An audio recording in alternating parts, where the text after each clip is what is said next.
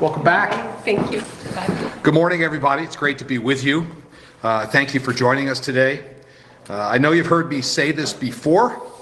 You'll probably hear me say it again, but I have to say it today. Montana is open for business. Just yesterday, I cut the ribbon on a brand new state-of-the-art manufacturing facility in Great Falls. This new facility is over 100,000 square feet and will create about 50 new jobs in Cascade County. It's the latest investment from a growing Montana business that manufactures steel for most of the western states. ProTech Steel has locations in Billings, Helena, and now Great Falls, and is one of many of the Montana businesses that have realized the increased potential from our business-friendly environment, unmatched quality of life, strong work ethic, and our hardworking, talented workforce here in Montana. The reality is that hardworking Montanans are feeling the effects of the nationwide affordability crisis, and the folks I met yesterday at ProTech Steel are no different. I heard from nearly 50 employees at the ribbon cutting. It was kind of interesting. The ribbon, rather than being fabric, was steel, and I had to use tin snips to cut it. They were eager for relief from rising prices and the higher cost of living. They're eager for tax relief because they've been struggling with higher prices, from groceries to gas, housing to taxes. Our Montana families continue to struggle to make ends meet. That's why we need permanent, long-term, lasting tax relief to reduce the burden of tax on work, to reduce the burden of tax on property, and to help Montanans keep more of what they work so hard to earn. Just last week, I was pleased to have Grover Norquist join us here from Americans for Tax Reform. He praised our progress in Montana to make taxes simpler, flatter, and lower. We've gone from 7 tax rates to just 2. This simplified the tax code and it flattened our tax brackets. We've lowered the rate that most Montana taxpayers pay from 6.9% to 5.9%, but there's more we can and should do. And Grover endorsed our proposal to get it done with the largest income tax reduction in state history. As of last year, our state income tax rate remains here in Montana the highest rate in the Rocky Mountain West. We must continue reducing the tax that most Montanans pay, and we must continue to flatten our taxes. That's why our proposal lowers the rate most Montanans pay from 5.9% to 4.9%. Our proposed tax cut package provides permanent relief to Montanans at every income level, to workers, small business owners, and everyone who calls this place home. And we should keep this long-term vision in focus. Ultimately, my goal is to enact a permanently low, flat income tax rate here in Montana. If we can get the rate most people pay to 4.9%, we're well on our way to a flat tax. And yes, this is ambitious, but Montana taxpayers expect us to think big and to deliver results, and we must. Our proposals don't stop there. As you know, my top priority for this legislative session is reducing the burden of rising property taxes on Montana homeowners, small businesses, and renters. We must get this done this year, not later. Property taxes are one of the top issues I hear about when I meet with folks across the state. Montanans spoke loud and clear. They want and need us to deliver permanent, meaningful relief to Montanans where they live. Montanans are counting us to get this done this year, and we should. And we've outlined our agenda. I've been clear about our view. We shouldn't pay for a property tax cut for folks who, for example, live in California and happen to get here a couple times a year to ski. We shouldn't subsidize local spending with a state bailout using our general fund and Montana's income taxes to offset property taxes. Last week, Grover Norquist likened using other sources of state revenue to backfill county spending as a tapeworm.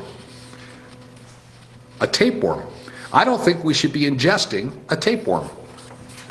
We should be in the business of doubling down on our successful pro-jobs, pro-family policies. We should be in the business of ensuring Montanans keep more of what they work so hard to earn. And we should be in the business of helping Montanans recover from the Biden's nationwide affordability crisis. Montanans, like the folks I met with at ProTech yesterday, are counting on us. And when I spoke with them, I heard a new argument about property tax relief. They think the homestead rate cut proposal is good for business because it helps directly their workers. Businesses like ProTech can't do what they do without reliable, trained, hardworking employees. If their income taxes are too high, they may move to keep more of their money in their pocket. If their property taxes are too high, they may choose to sell their home and move out of the area and leave their job. By reducing the income tax, hardworking Montanans will keep more of what they work so hard to earn. By eventually getting to a flat tax, not only will they have more take-home pay, they'll have greater certainty into the future. By bringing down property taxes on where workers live, they'll be more secure in their homes. By doing these things, Montanans won't feel like they have to leave home or a job they love because of high taxes.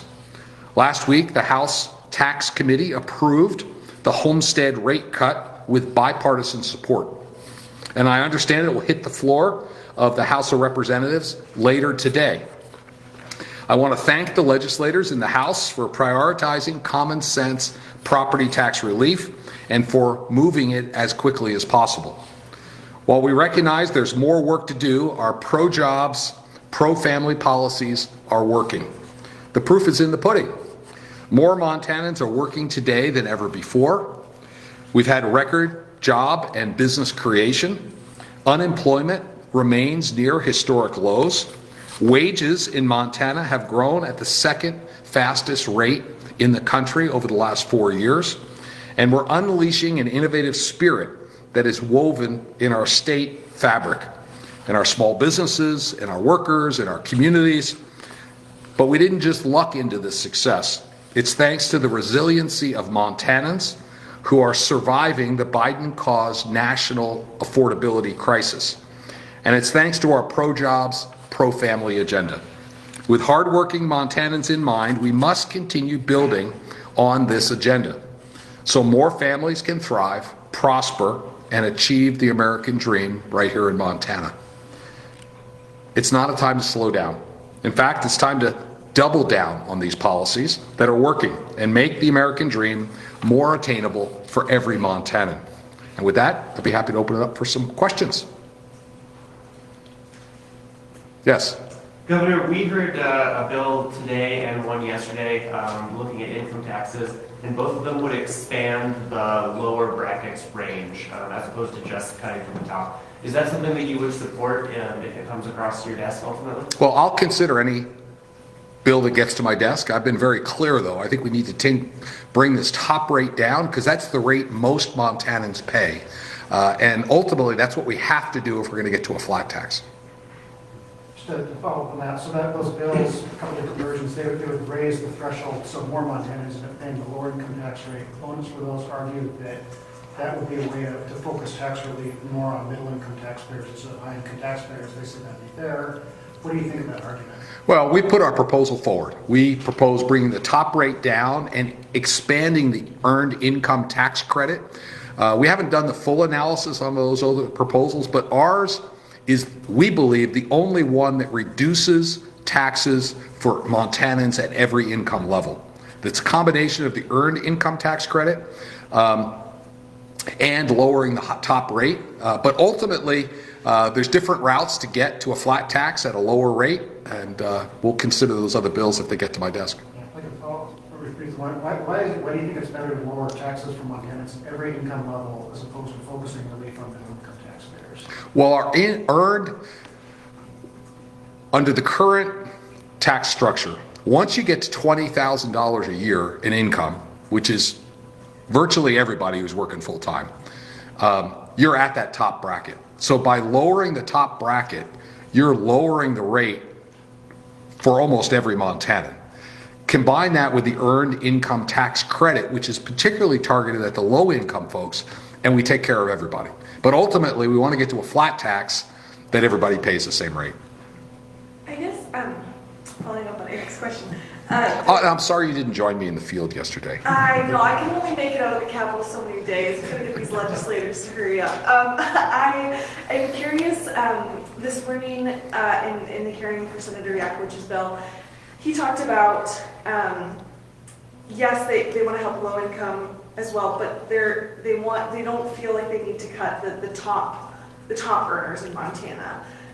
Why do you feel like that's still necessary in your proposal? Well, we have the highest income tax rate in the Rocky Mountain region. Even after the work we've done to bring it from 6.9 to 5.9, we're one of 2 states that has the highest rate in the Rocky Mountain region, and it makes a difference. I heard it yesterday from the workers at Protec Steel. Anybody who makes more than $20,000 a year today in Montana is paying the highest income tax rate in the Rocky Mountain region, and we need to fix it. That's why bringing that top rate down is so important.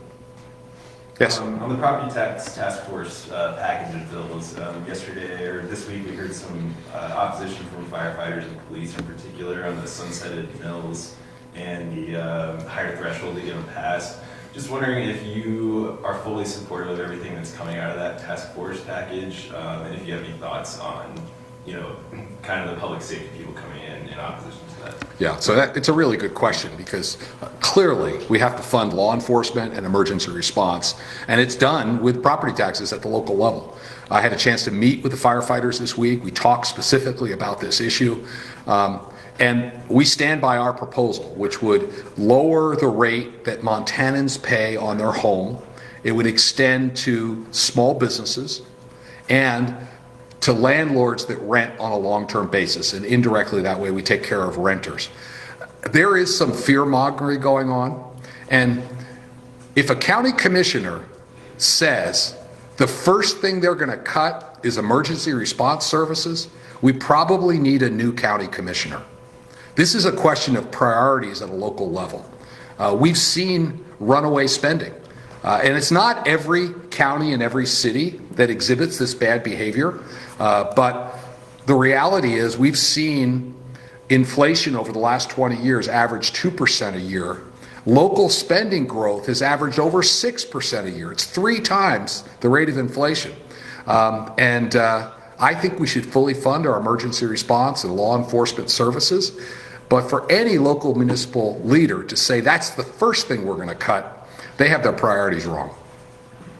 Shaylee. I am curious about the inflation and then how local governments have increased. I wonder how population factors into that math and calculation. Yeah, we can get you the data. This was all presented in front of the Property Task Force. This was some of the inputs they took to look. And there's a bunch of proposals there. The homestead rate reduction is just one of the recommendations. There are other recommendations which will constrain local spending in a ways that's more fair.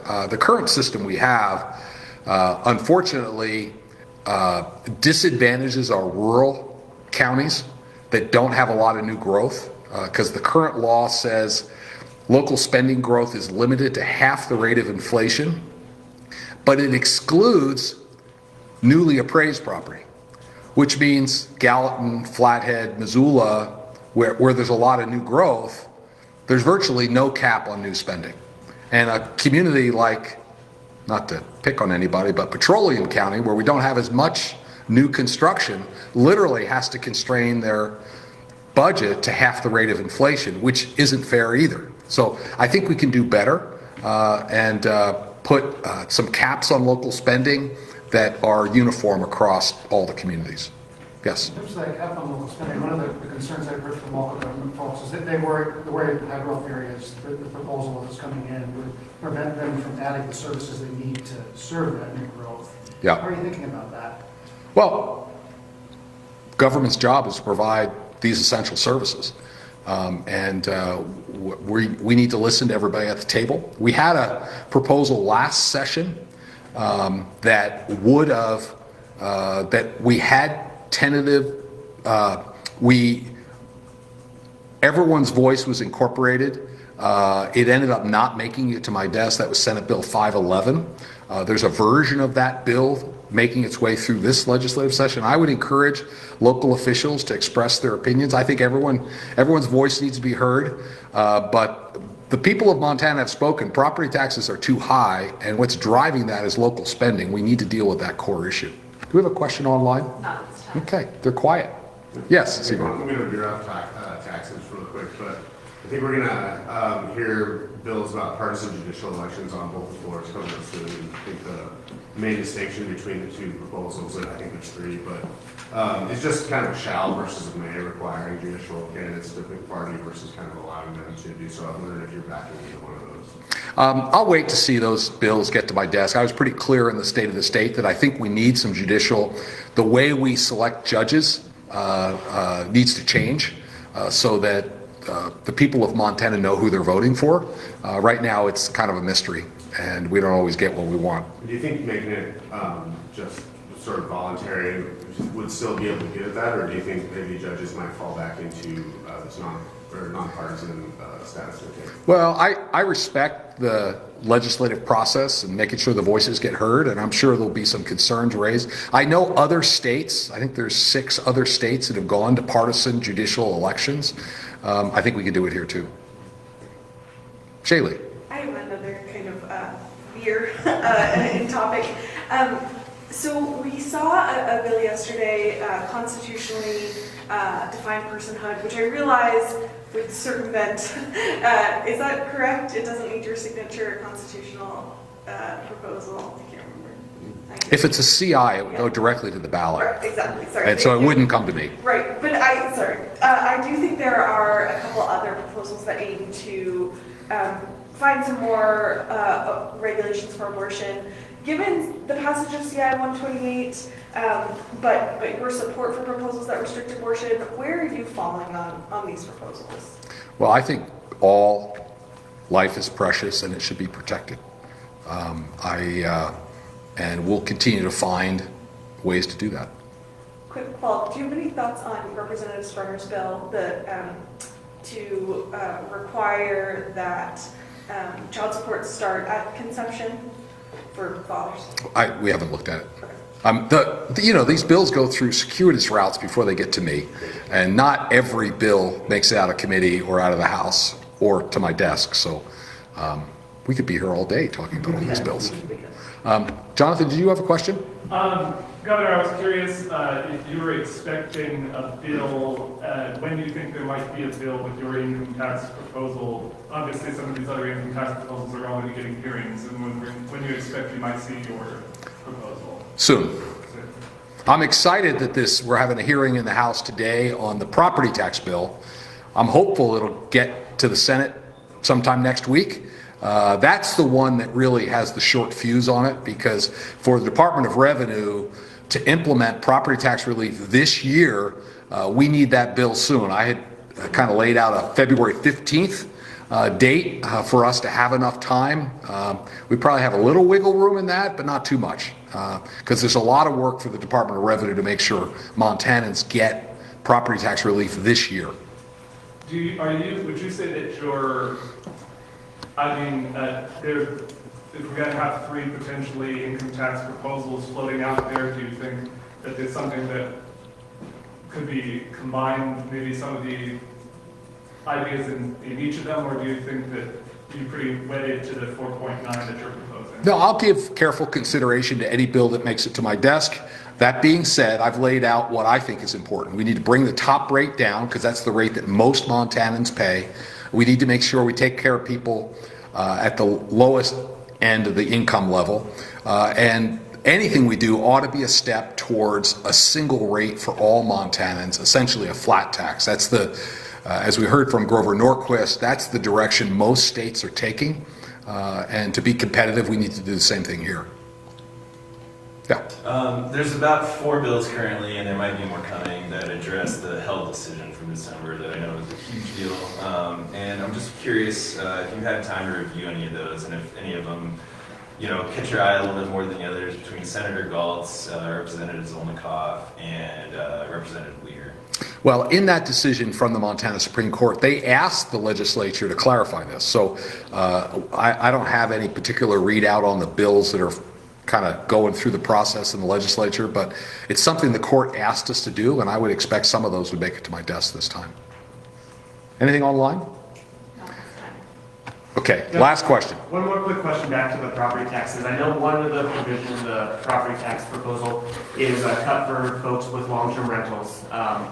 In order for that to affect renters, I feel like there needs to be a certain amount of goodwill among those rental owners to pass that along. Do you feel like that's something we can expect, or how do you hope to address that to make sure those get passed on to rentals? Well, certainly, if we raise property taxes for landlords, the renters are going to feel it. If we lower it, it makes it a more competitive marketplace. You could arbitrarily, if you were a landlord and you stuck an arbitrarily high rent on an apartment, it might stay vacant. So I think the market forces will help us there. But certainly if we leave their property taxes high, that's not going to benefit renters. Good. Thank you, everybody. Thank you.